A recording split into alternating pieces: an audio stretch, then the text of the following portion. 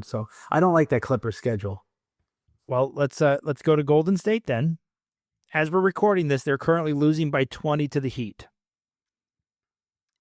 This is Butler's return back to Miami. I was just gonna say the team that traded the teams that traded those players. Again, I go back to that Dallas team, right? There's something to be said when you're the discarded players and you're not considered the real deal. Mm-hmm. And Butler is. There's something to be said about that. So they're currently losing. They could obviously come back. I wouldn't say they can come back. Steph has an injury. He's not playing, right? He's out. I don't know if he's playing currently, but I think he's out for a couple more games. With that injury that he had, which we both said if they lose Curry, they're dead. And playoffs. I'll be honest, I forgot about that for a minute there. Yes, Curry's not playing this evening. I still, if Curry's coming back, I would still probably bet on the Warriors too.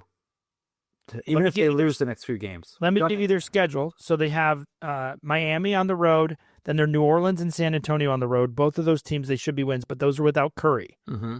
Then they're at Memphis, at the Lakers, at home against Denver, at home against Houston, at Phoenix, San Antonio, Portland, and then the Clippers.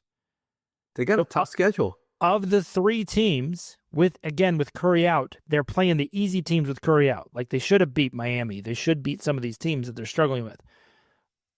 I would say the Clippers and Golden State have the harder of the three schedules. 100% mile. 100% agree.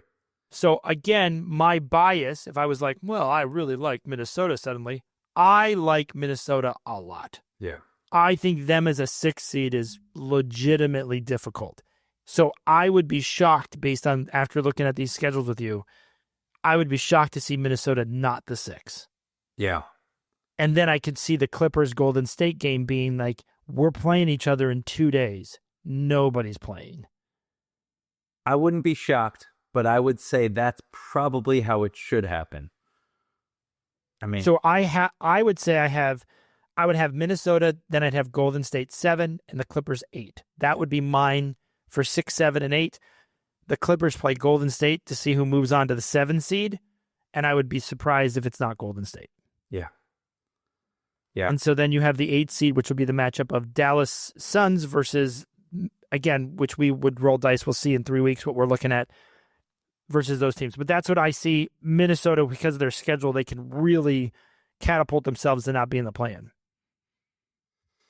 They got to do it. I mean, seize the moment. I mean, there's enough games too, and they're all within a game of each other. And with Curry out, this is the time that Minnesota should leapfrog. In all reality, now the schedules are really weird too. Like it's really odd to me that like